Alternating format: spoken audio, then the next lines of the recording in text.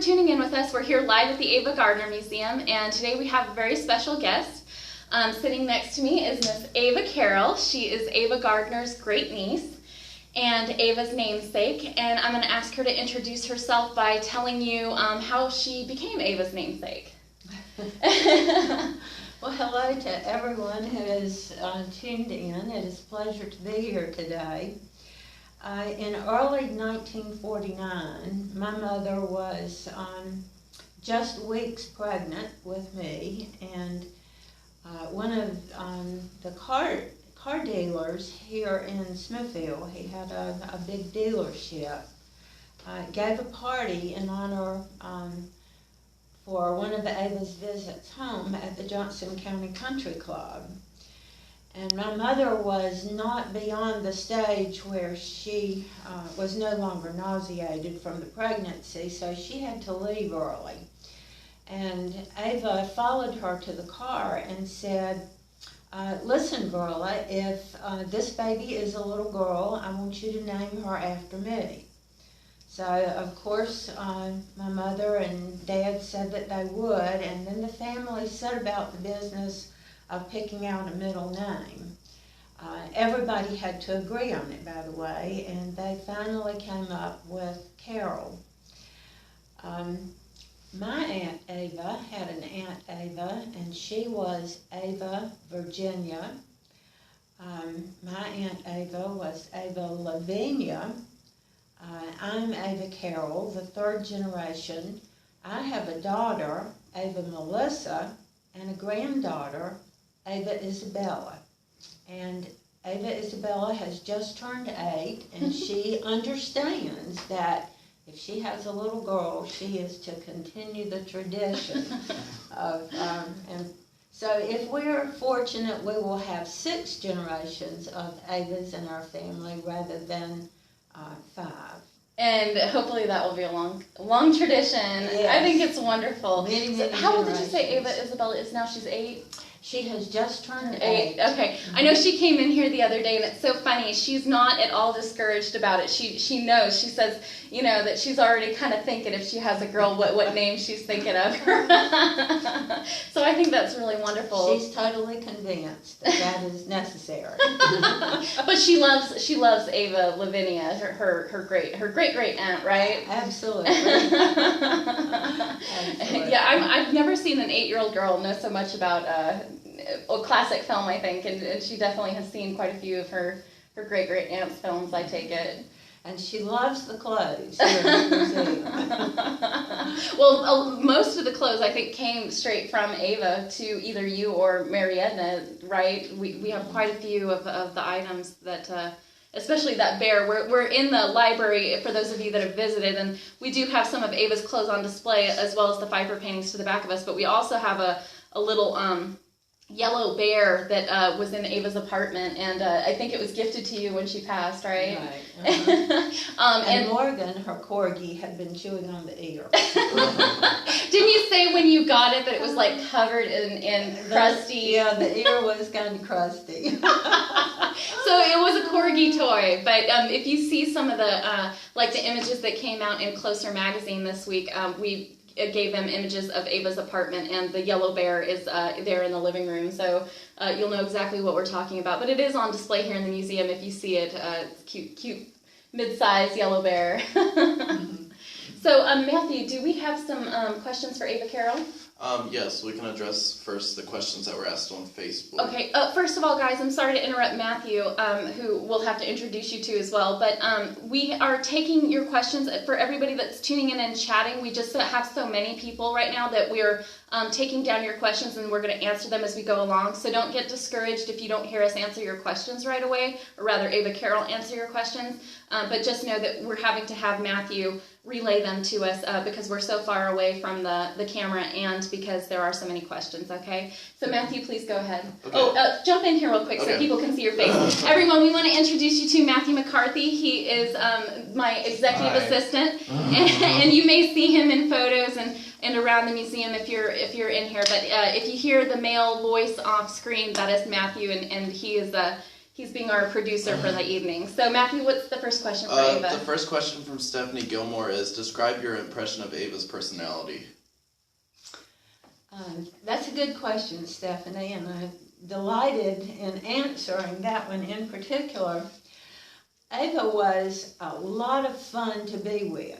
It didn't matter what the occasion or lack of an occasion, she could always make a lot of fun out of the simplest things.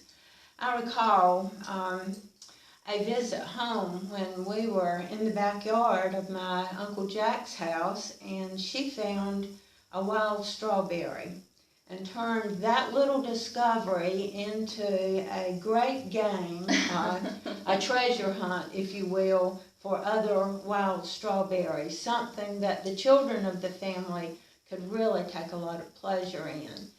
So it didn't matter what the situation or what the occasion, Ava was just a lot of fun to be with. Do you think that delight in the small things really attributed to her younger self? When she was growing up in the Great Depression and didn't have a lot, she had to find minor things to be really excited about, and she was sharing that with you, perhaps? I definitely think that influenced it. The children of the Great Depression are a special generation in and of themselves. They appreciate beautiful things and finer things that they did not have growing up. They could find pleasure in the simplest of things. They enjoyed the outdoors. And I think all of that pertains to Aunt Ava. Wonderful. Okay, our next question Is also from Stephanie, and it's, how would you describe your impression of her demeanor and presence? Her demeanor and presence, I think it depended on the situation. At home with family, where she was not in a public situation, she was very relaxed and very much like my other aunts and my grandmother. She was just really easygoing, I guess would be a good way to describe it. In a public situation, she was very refined, very aware of her surroundings, and adapted easily to whatever the situation called for. And I think that adaptability was one of her greatest qualities, one that I admired. Her ability to be very real and in the moment, but at the same time, her ability to adapt to public situations where perhaps a different demeanor was called for. And she would escape with you on occasion, right, to get away when it was a little too much? Yes. I can recall another time we were at the Forsyth Country Club.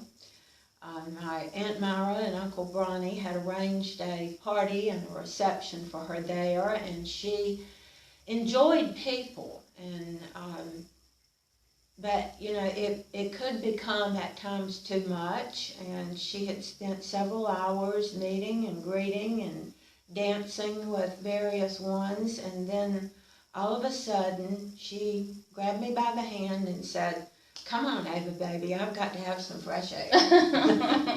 And we disappeared onto the golf course, and that was quite an adventure, but it was fun. To be walking on the golf course at night with nothing to guide us but the moonlight. But we got some fresh air and returned to the party, and all was well. I love that story. So, what's our next question there, Matt? The next question is from Jennifer Parker Van Ziel.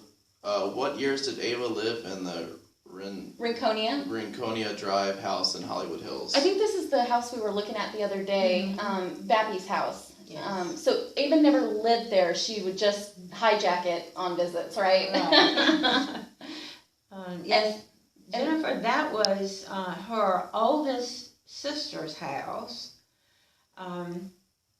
Beatrice, and her nickname was Bappy, and a very beautiful, modern-looking place that was very nice to visit. And when Ava was on the West Coast, she would stay with Aunt Bappy in the Rinconia Drive house. And Ava and I traveled together some in this country, and you know, Ava and I stayed there also. It really was a beautiful place with some beautiful views. And I think it was featured in Architectural Digest, last month's Architectural Digest. So if you're interested in what it looks like now, you can take a look at it. Obviously, there's been a lot done to it, but it was fun the other day. Ava Carol and I were looking at the pictures, and she was pointing out, oh, the sofa used to be here, and this is where Ava and I had really intimate, private talks, and those were my favorite memories type of things that you could share. So yes, definitely check out those photos if you're interested in what that house looked like. So this is a funny question from Iris Duran. Did she really turn down a box of jewels from Howard Hughes? Everyone, they're always curious about the Howard Hughes jewels. I think because she tended to act a little bit better than most of us would have. You know, we'd be dazzled by all these wonderful things. What can you tell Iris about that? Well, Ava's head was not turned by money and jewels. Of course, she enjoyed and treasured finer things in life that she did not have growing up as a child of the Depression, but she was fiercely independent and not available to be bought, not even by Howard Hughes and his jewels. So I guess the answer, Iris, is yes, she really turned down all those beautiful jewels. And the other question that we have so far is from at Donnie Brajo. It's did you own the doll collection? Oh, I guess somebody knows about your doll collection. Okay. Yes, I still have the dolls, and many of them are over 50 years old now, so some of them have been preserved and put away, but others are still on display in a special room in my home. And the dolls came from Ava's travels all over the world. I wish I had brought a couple of my favorites. Maybe we could do that for a different Periscope session once you get you. But I can tell you about my favorites. The doll maker is Lindsay, and they are felt dolls. And all of the Lindsays are my favorites, and I have several. But they came from all over the world.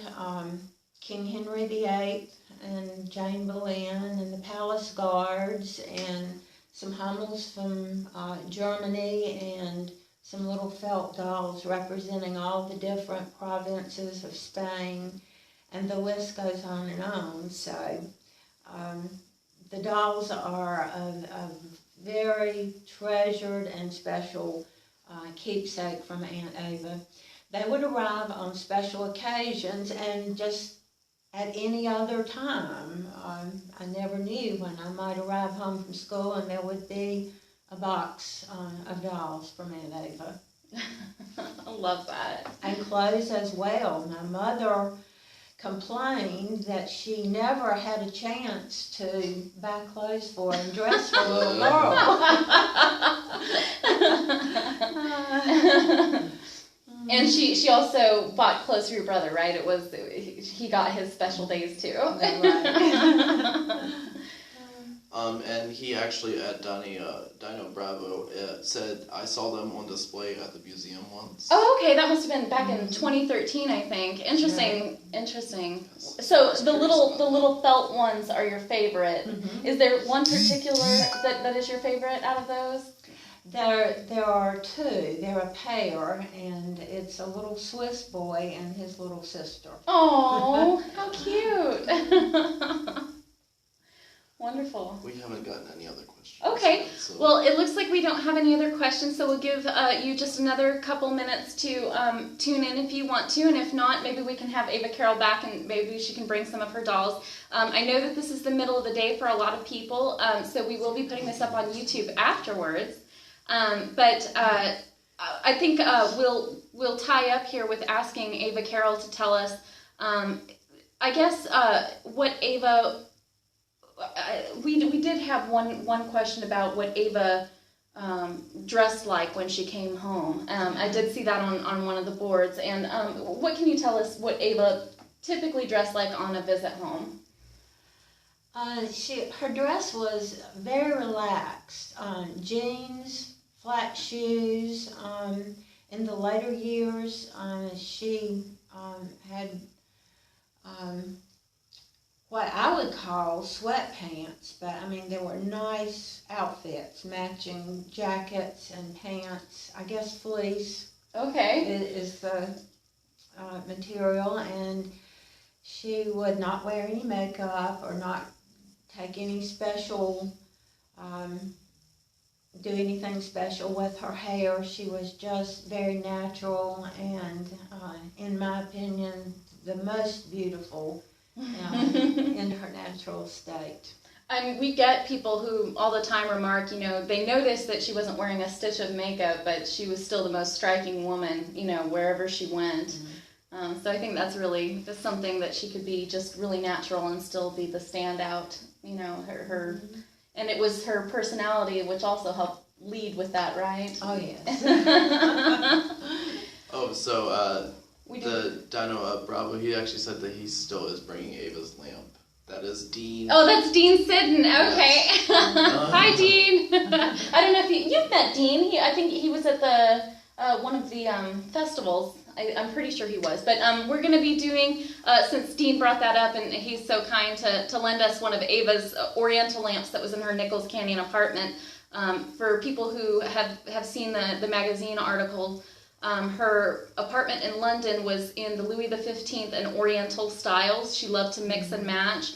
And we're doing a Living in London exhibit, which is due to open here at the museum. We'll have a premiere on the morning of December 10th.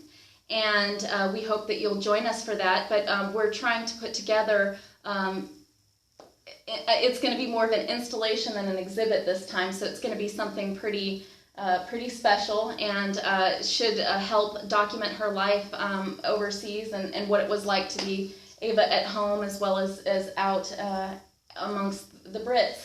We're concentrating mostly on the UK this time. So for those of you who don't know, with the blue plaque that we have coming up in November, the unveiling is on November 4th at Ava's Knightsbridge apartment. Ava Carol will be there to help unveil her aunt's blue plaque, which is a huge honor because it's their 150th, the blue plaque English Heritage's 150th anniversary. And so it's a huge honor that Ava is the finale of the season, and that she gets such a permanent memory there in the streets of London. I think that's really beautiful. So make sure that you keep up with us, and you're definitely going to see Ava Carol again, and lots of pictures and videos. So, and do we have any other questions? No, we haven't received any yet. So. Well, thank you so much for tuning in with us, and we'll let you know when our next Periscope session is, and we hope to see you guys soon.